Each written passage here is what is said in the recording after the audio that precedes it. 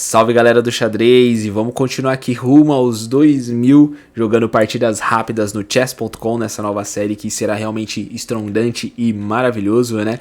Bom, aqui vamos jogar contra um jogador da Polônia, né? Fazer a análise dessa partida, 850 pontos de rating e eu faço E4, o jogador faz E5, eu faço cavalo F3, o jogador faz cavalo em C6, inclusive aqui eu vou novamente para Ruy Lopes, né, com o cavalo em B5 aqui, que é muito firme. Inclusive eu recomendo demais você jogar com a Ruy Lopes, né. A Ruy Lopes é uma das aberturas mais incríveis do xadrez, né, porque ela tem 1 bilhão de variações diferentes, né. 1 bilhão, assim, entre aspas, é muito, né, são muitas linhas diferentes na Ruy Lopes. E ela é uma abertura muito forte para as peças brancas, né, porque ela é fácil de fazer. E4, cavalo F3, já tira bispo aqui na posição e já mete o roque logo. E cara, segue os princípios muito rápido da abertura, é muito bom, defende rápido, ataca bem, nossa, é devastador se o cara errar, entendeu? Então acaba sendo uma abertura muito boa e dá pra você jogar em qualquer nível de jogo, você consegue jogar Ruy Lopes, níveis mais altos aos níveis mais baixos, entendeu? Um exemplo de um grande mestre aí que eu sei que uma galera gosta, que é o Hikaru Nakamura, né? O viciado em blitz, viciado não, né? Um gênio das blitz, né? Vamos colocar dessa forma, o gênio das blitz, o que ama as blitz. É um grande jogador também de partidas rápidas, com certeza joga demais. Ele gosta muito da Ruy Lopes, ele utiliza até em campeonatos muito fortes mesmo assim, ele utiliza a Ruy Lopes.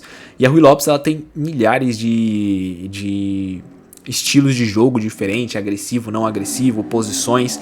E a Ruy Lopes ela é muito interessante porque eu tô desbravando ela devagarzinho, né, da última vez que eu joguei contra a Ruy Lopes, o jogador fez cavalo aqui, cavalo F6, né, fazendo a variação de Berlim, que é uma das variações da Ruy Lopes. Inclusive a Ruy Lopes ela tem muitas dessas variações que acaba sendo meio bizarro, né, pra você decorar.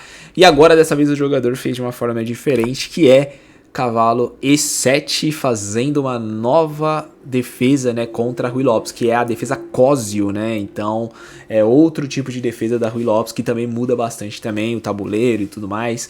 E assim você vai aprendendo os estigmas da abertura. Eu, como vocês aí, também estou aprendendo agora a Ruy Lopes, entendeu? Estou aprendendo agora, eu não jogo a Ruy Lopes, então primeiramente já tô pegando a visão da Berlim, já tô começando a pegar as ideias de como jogar com o jogador fazendo a Berlim, né, a defesa Berlim.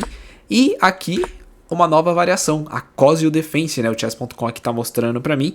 E aí vocês devem estar se perguntando, pô, mas como você vai jogar agora? Eu não sei como eu vou jogar agora, eu só vou jogar, entendeu? E vou descobrir como jogar da melhor forma contra essa abertura, né? E ao decorrer do tempo vou jogar contra jogadores mais fortes, jogadores de 1500, 1700, 1800, 2000 de rating, utilizando a Ruy Lopes, que vai ser muito mais interessante lá futuramente. E você que vai acompanhar também vai ver eu mesmo errando, porque eu com certeza eu vou cometer gafes na abertura, que vai ser muito engraçado, eu errando, mas também aprendendo aqui aonde não jogar em determinadas posições, tanto da Ruy Lopes quanto de outras aberturas que eu vou utilizar também. Por exemplo, o Gambito do Rei, que eu quero muito aprender também. E tamo junto aqui, certo? Bom, nesta posição aqui eu resolvi então ir logo pra tomada do cavalo. Eu falei assim, contra essa Cosio eu vou fazer o mais estranho, que é tomei logo aqui o cavalo, né, e ele joga capturando com o cavalo dele lá, que estava em E7, e aí fica uma posição meio que, vamos dizer assim, simples, né. Bom, nessa posição eu faço D4 aqui a posição, e o jogador aqui simplesmente faz um D6, inclusive eu tenho que deixar bem claro que nessa posição aqui,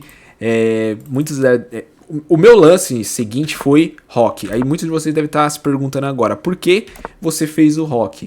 Entende? Por que você não tomou aqui e fez o cara perder o roque? Porque se eu capturo aqui, ele captura aqui, eu capturo aqui, capturo aqui nesta posição, eu poderia simplesmente tirar o roque dele, né? Nessa posição. Porém, entre linhas aqui que não é muito, tipo assim, é mais que empate do que um jogo favorável. Ele tem par de bispos, mas não muda tanto assim, porque os peões estão igualados, tá vendo? Tá meio que simétrico a posição, né? Eu jogaria um cavalo, ele jogaria um bispo, eu subiria meu rei, ele, sei lá, tiraria o bispo dele dando cheque, eu subiria peão, ele, sei lá, ele jogaria o bispo dele aqui, eu jogaria aqui, ele trocaria aqui, eu trocaria aqui, ele sobe aqui, eu jogo minha torre aqui, e ele jogaria aqui talvez, e aí ficaria um jogo meio que empatado, né, se parar pra olhar dessa forma, né, ficaria muito igualzinho, né, vamos dizer assim.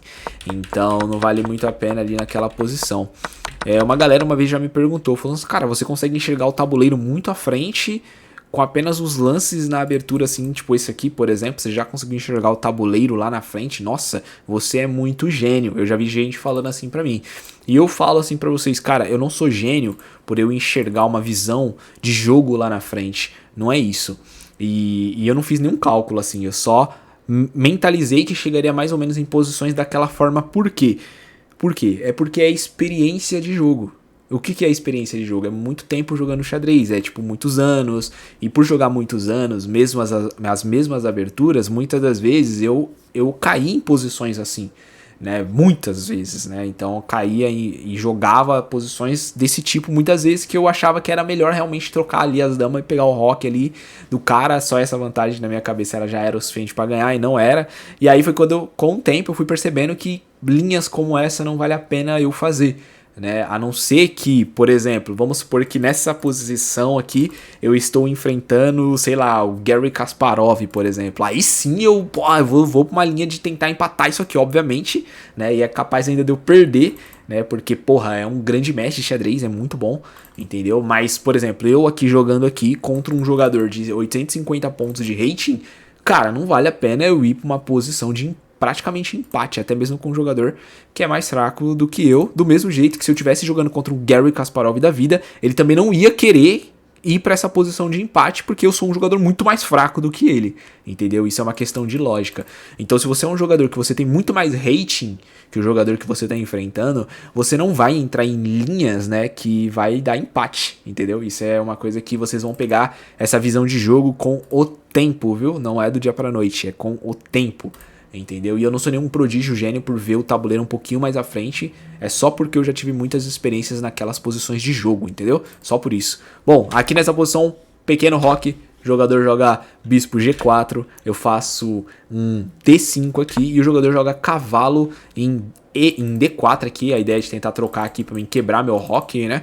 E eu defendo fazendo meu cavalo D2, ele captura com o bispo o meu cavalo de F, eu capturo com o meu cavalo, faço as trocas todas aqui, né, que o cara aceita, e eu jogo minha dama lá em F3, capturando o cavalo dele de volta nas trocas, certo? Aqui ele joga dama F6, propondo as trocas da dama, e eu aceitei tranquilamente, vamos aí, né? E aqui ele captura com o peão de G, e simplesmente eu faço um F4 aqui, pra tentar abrir as linhas aqui e começar a jogar melhor, certo? Bom, aqui ele não capturou, ele fez o grande rock aqui, e aqui já é um problema, porque ele vai perder um desses peões quando eu tomar o peãozinho daqui, não tem como defender isso aqui, entende?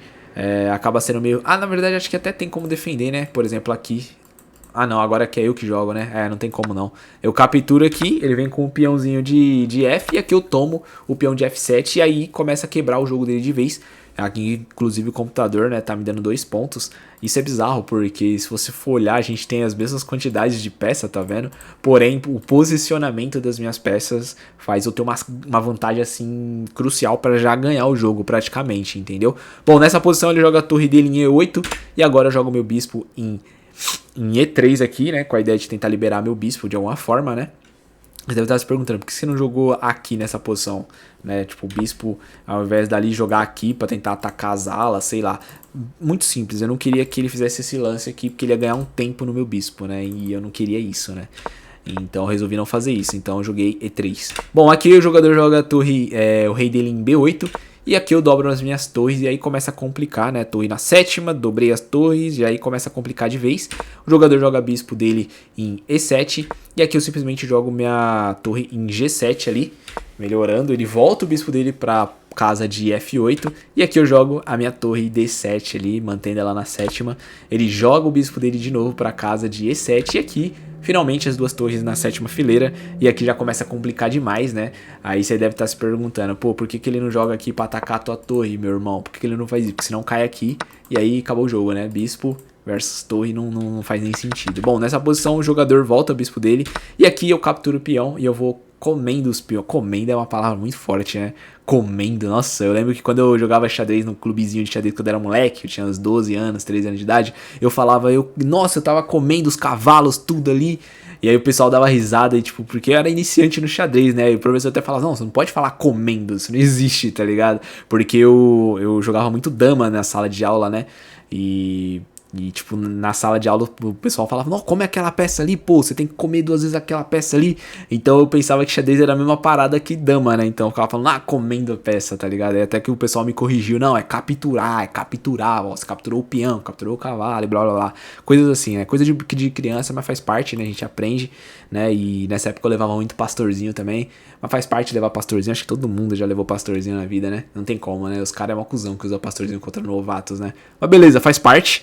Né, que ele troca as torres, eu capturo a torre ali com a minha torre. E a posição já é totalmente ganha para as brancas, porque 2 peões passados, o rei tá na ala dos peões passados, né? Não tem que fazer aquela volta maluca até chegar nos peões. O bispo tá bem posicionado aqui, torre na 7ª. Não tem muito o que fazer aqui para as peças negras, né? Não tem salvação. Nem eu não sei se um engine aqui sobreviveria isso aqui, mas eu acho que nem um engine da vida. A não ser que eu errasse muito, né? E aqui vamos jogando rápido para vocês verem. Eu só preciso avançar os peões aqui da forma mais coerente possível. E simplesmente vou avançando junto com o meu rei de forma totalmente segura. Ele tenta fazer alguma coisa ali, com alguma gracinha aqui, né? Com o rei dele, mas não adianta, né? E eu vou subindo devagarzinho aqui a posição. E vou atacando devagarzinho. E aqui ele simplesmente abandona a partida, quando ele percebeu que não tinha mais o que fazer, quando eu começasse a subir os peões, ou o bispo entrando aqui, atacando a torre dele, ele já percebeu que não tinha mais o que ser feito aqui, e ele abandonou essa partida, e foi uma boa partida, eu gostei, né, porque ela instrutivamente mostrou uma posição interessante da abertura. Inclusive, vamos voltar aqui pra gente ter ideia da Ruy Lopes. Inclusive, isso aqui que eu faço, eu fiz muito, né, de voltar aqui no início de cada jogo que eu fazia pra mim entender o que eu errei na abertura, o que eu acertei, qual que era o melhor lance possível. E aqui, simplesmente, na Ruy Lopes, a defesa que ele utilizou foi a Cosio, né, contra a Ruy Lopes. E aqui ele fala que tem sim essa captura, né, do bispo aqui, porém não tá longe de ser o melhor lance. Aqui fala para as brancas que o melhor lance é o mesmo lance, né, da Berlim, que é o pequeno roque, né? Na Berlim é a mesma parada, né? Na defesa Berlim você pode fazer o roque, é o melhor lance aqui nessa posição. Deixa eu ver se é o melhor lance mesmo. O melhor lance na posição é o pequeno roque, mas na Berlim também dá para fazer um outro lance, que é a tomada aqui, né, do cavalo nessa posição também com o bispo na Berlim. Porém aqui por um tiquinho de pontinho a mais, ainda fala que o pequeno roque acaba sendo o melhor lance dessa posição ainda, né?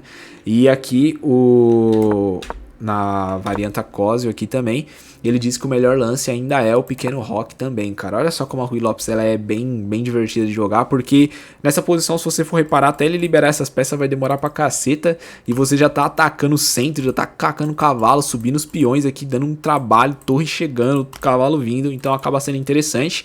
E é aquele negócio que eu falo pra vocês, cara, você tem que estudar a abertura da forma que eu tô fazendo aqui, é mais divertido, é melhor, e você entende os conceitos de cada lance que você tá fazendo. Se você pegar um livro pra você estudar Ruy Lopes, eu te garanto, cara, você vai ver 20 linhas grande, gigante, pra uma porcaria de cavalo aqui, por exemplo. 20 linhas que você vai ter que estudar lá na frente, assim. Cara, é chato, é triste, e você não vai querer isso, eu posso te garantir de verdade, irmão. Certo? Bom, nessa posição aqui, depois do pequeno roque, ele fala que G6 talvez seria o melhor lance aqui para as peças negras, e daí em diante, né? Aí pode ter muitos lances possíveis, né? Pode ser esse lance, pode ser esse lance, pode ser esse lance, pode ser esse lance sinistro aqui, pode ser esse também. Pode ser, sei lá, esse aqui tem 1 bilhão de lances para as peças negras, e aí vai milhares de linhas, lances, variações totalmente diferentes para as peças negras, que acaba sendo muito complexo, e vamos esperar para ver como vai ser as próximas partidas, né, quando os jogadores fizerem mais variações Cosio, vai ser muito legal, certo? Tamo junto aí, rapaziada, jovens, garotos, garotas, senhoras, senhores, tamo junto aí, vamos para a próxima partida.